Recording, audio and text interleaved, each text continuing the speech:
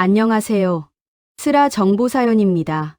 상쾌한 아침 맞이하셨나요? 바쁜 하루를 시작하기 전 따뜻한 차 한 잔 나누며 잠시 마음을 가다듬는 이 시간이 우리 시청자분들께는 큰 힘이 되기를 바랍니다.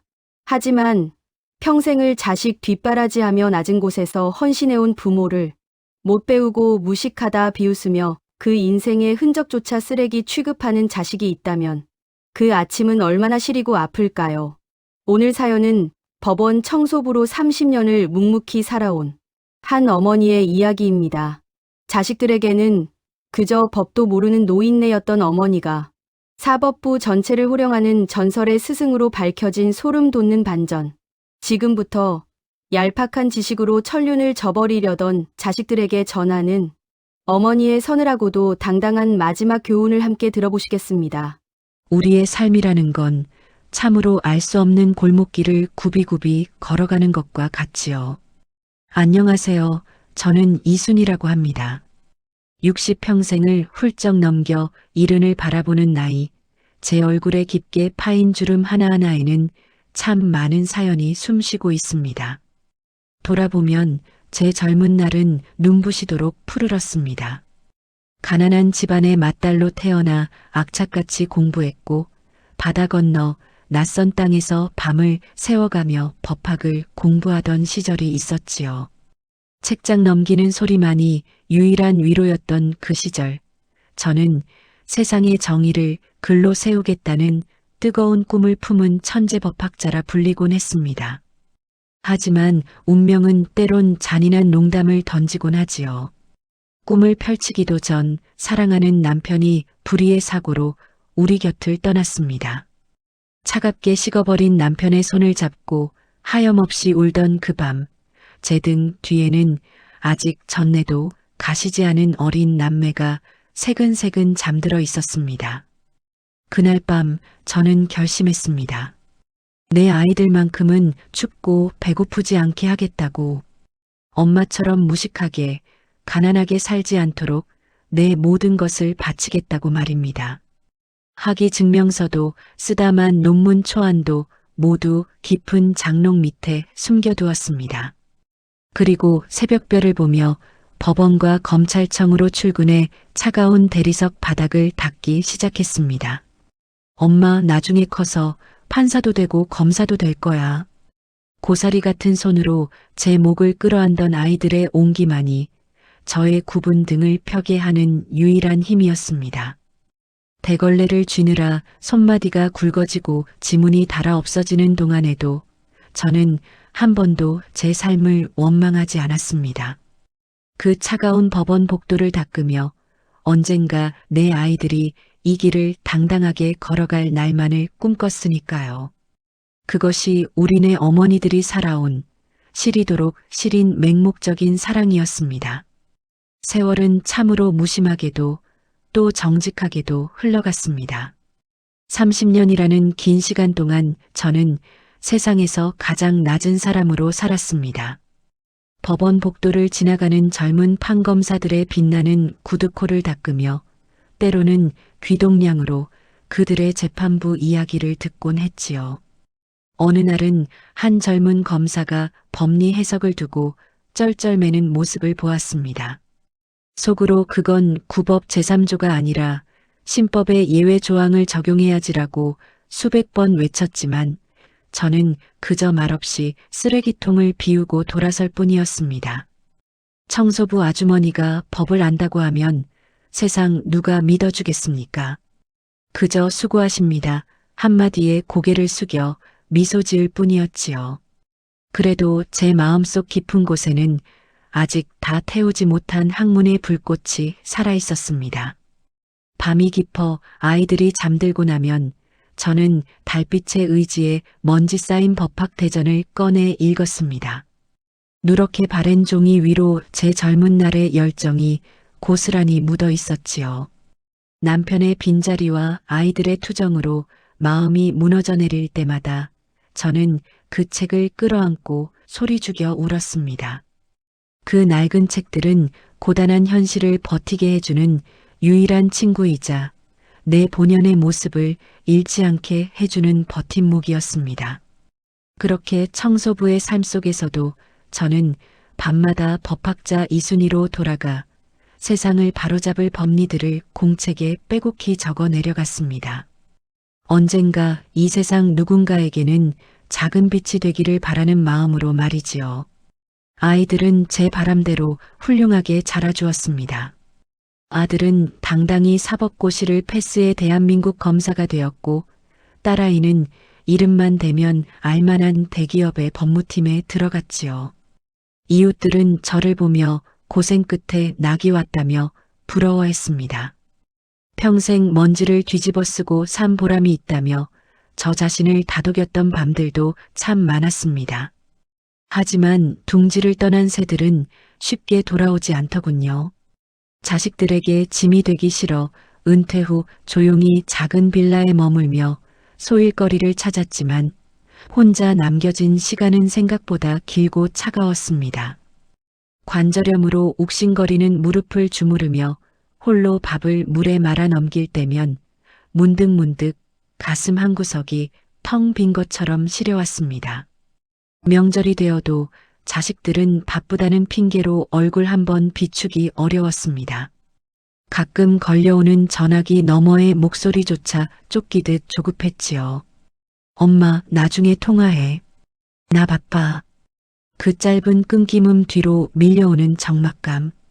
중년이 지나 노년으로 접어드는 삶이란 이토록 덜어내고 또 비워내야 하는 과정일까요? 친구들은 손주들 재롱 보는 맛에 산다지만 저는 그저 베란다 화분의 화초들에게 물을 주며 하루를 보냅니다.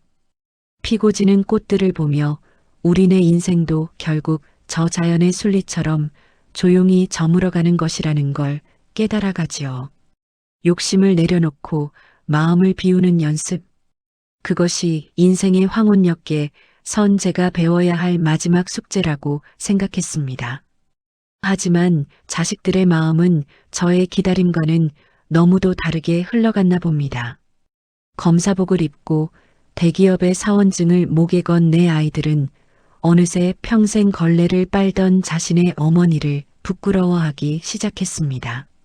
명절에 친척들이라도 모이면 저를 방방에 밀어넣고 문을 닫아버리기 일쑤였지요. 어느 날 예고도 없이 찾아온 아이들은 집안을 둘러보며 인상을 찌푸렸습니다. 엄마, 법은 우리가 전문가야. 엄마는 청소나 했지 뭘 알아?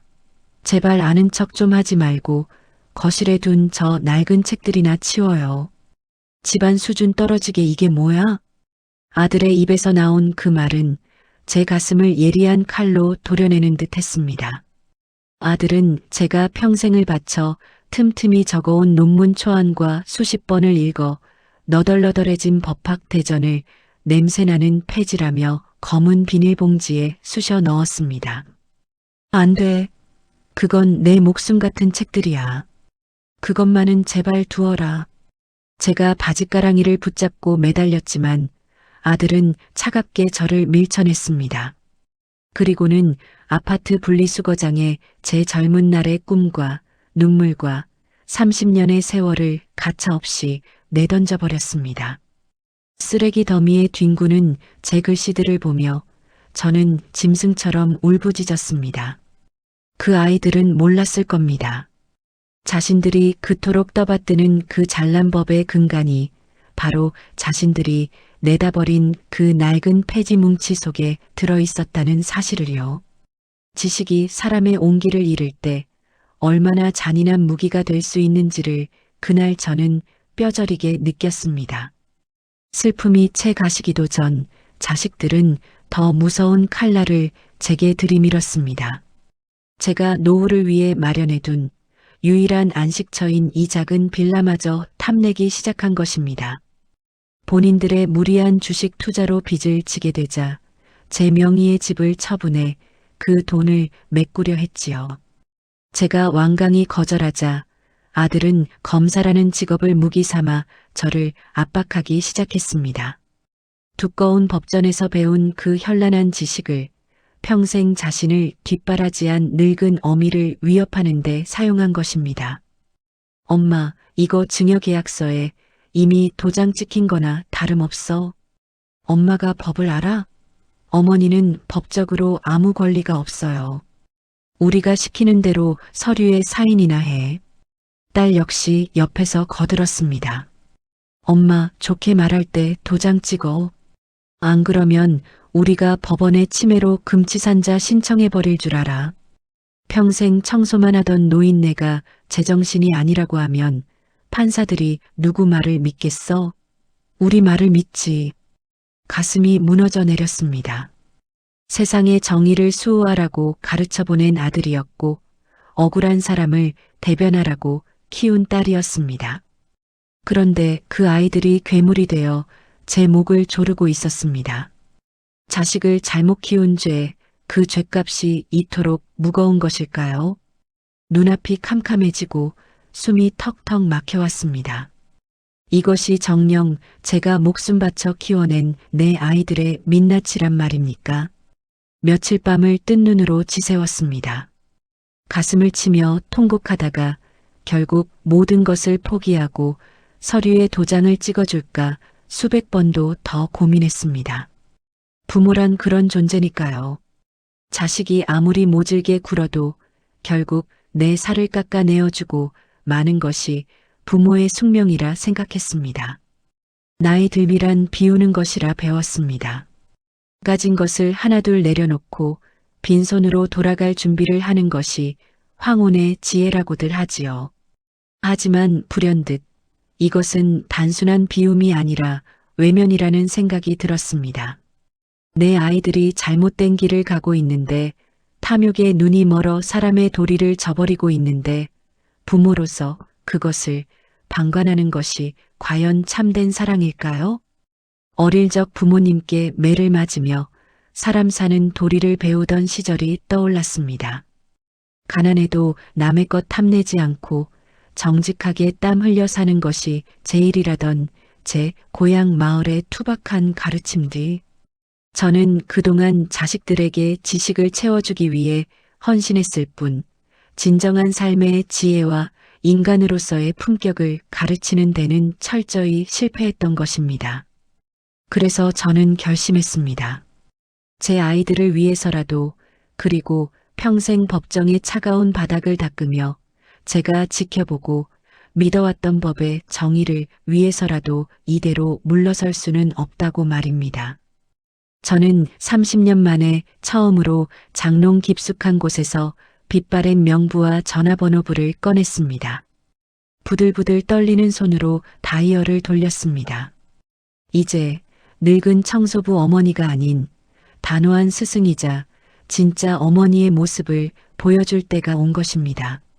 마침내 아들이 자신의 친어머니를 상대로 낸 소유권 이전 소송의 재판 날이 밝았습니다. 법정에 들어서는 아들의 걸음걸이에는 오만함이 가득했습니다.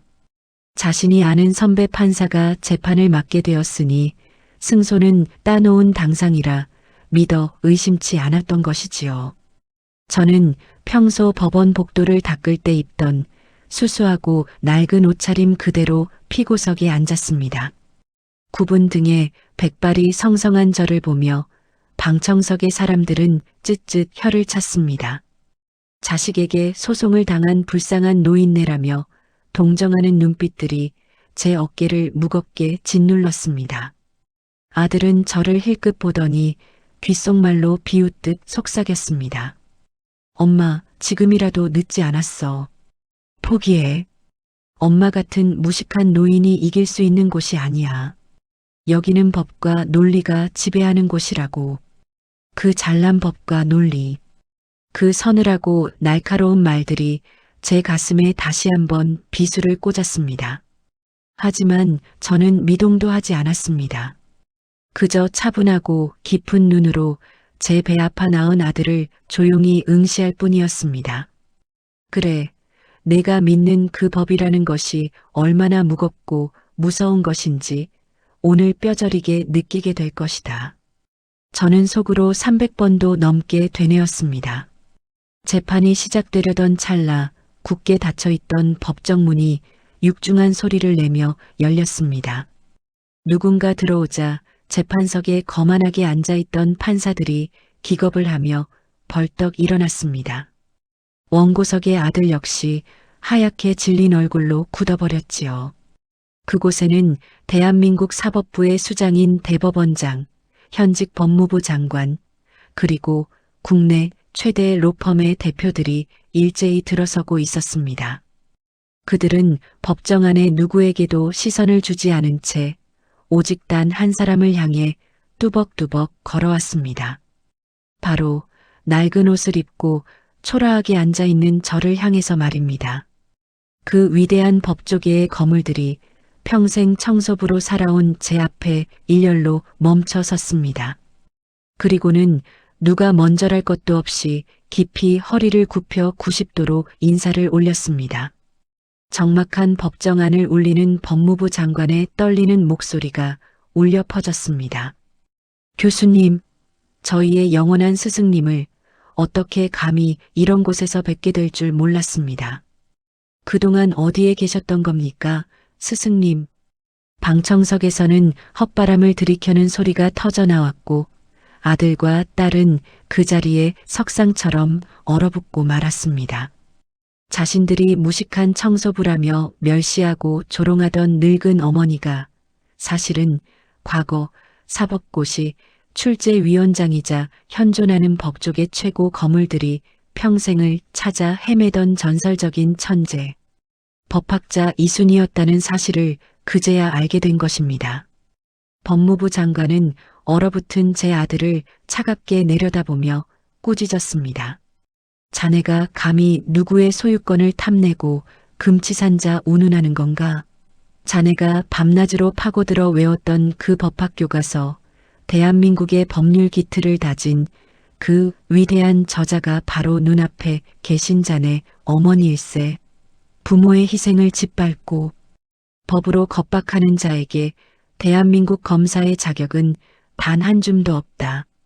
그 말과 함께 법정은 무거운 침묵에 잠겼습니다. 아들은 무릎이 꺾인 채 바닥에 주저앉았고 방청석에 있던 딸 역시 얼굴을 감싸쥐고 오열했습니다. 그날 이후 아들은 그간의 패륜적 행태와 직권 남용이 낱낱이 밝혀져 검사직에서 불명예스럽게 면직되었습니다. 딸 역시 법조계 업계에서 완전히 퇴출당해 두 번 다시 그 잘난 법을 입에 올릴 수 없게 되었지요. 며느리와 사위는 창피함에 이혼을 요구하며 집을 떠났습니다. 사람들은 통쾌한 사이다 결말이라며 박수를 쳤지만 제 마음은 갈갈이 찢어지는 듯 했습니다. 내 손으로 내 새끼들의 날개를 꺾어버린 어미의 마음이 어찌 홀가분할 수 있겠습니까? 하지만 지식을 무기로 삼아 가족을 찌르고 약자를 멸시한다면 결국 그 무기에 본인 스스로 베이게 된다는 것을 가르쳐 주어야만 했습니다. 그것이 제가 평생을 바쳐 지켜온 진짜 법이자 가장 가혹하고도 슬픈 어미의 마지막 매였으니까요. 지금 저는 제자들의 간곡한 부탁으로 다시 대학교의 강단에 서게 되었습니다. 먼지투성이 작업복을 벗고 60이 훌쩍 넘은 나이에 다시 분필을 쥐었습니다. 제 앞에는 눈을 반짝이는 젊은 청년들이 앉아 있습니다. 저는 학생들에게 법조문을 외우기 전에 먼저 인간이 되라고 가르칩니다. 여러분, 머리에 든 지식이 아무리 대단해도 가슴에 사람을 향한 따뜻한 온기가 없다면 그것은 흉기일 뿐입니다. 내 법전은 쓰레기통에 버려질 수 있어도 사람으로서 지켜야 할 도리와 사랑이라는 가르침은 결코 버려져서는 안 됩니다. 가끔 창밖으로 물드는 저녁 노을을 보며 생각합니다. 인생의 중반전을 훌쩍 넘어 황혼을 향해 가는 우리네 삶. 자식 농사가 마음대로 되지 않아 가슴을 치는 날도 있고 텅 빈 집안에서 밀려오는 고독에 눈물 짓는 날도 참 많지요. 하지만 여러분, 우리가 흘린 땀과 눈물은 결코 사라지지 않습니다. 누군가 알아주지 않아도 심지어 내 배 아파 낳은 자식이 몰라준다 해도 당신이 살아온 그 치열하고도 거룩한 희생의 시간은 당신 존재 자체로 빛나고 있습니다. 비워내는 삶이란 내 안의 사랑마저 버리는 것이 아닙니다. 헛된 욕심은 훌훌 털어버리되 스스로의 존엄과 가치는 끝까지 지켜내는 것. 그것이 진정 아름답게 나이 들어가는 지혜가 아닐까요? 오늘 밤 거울 속 당신의 주름진 얼굴을 한번 쓰다듬어 주십시오. 참으로 애썼다. 훌륭하게 잘 살아왔다 하고 말입니다. 당신의 그 거친 두 손이 세상 그 어떤 화려한 법복보다 위대하고 아름다운 훈장입니다. 긴 이야기 들어주셔서 고맙습니다. 늘 평안하고 따뜻한 저녁 되시기를 진심으로 기도하겠습니다.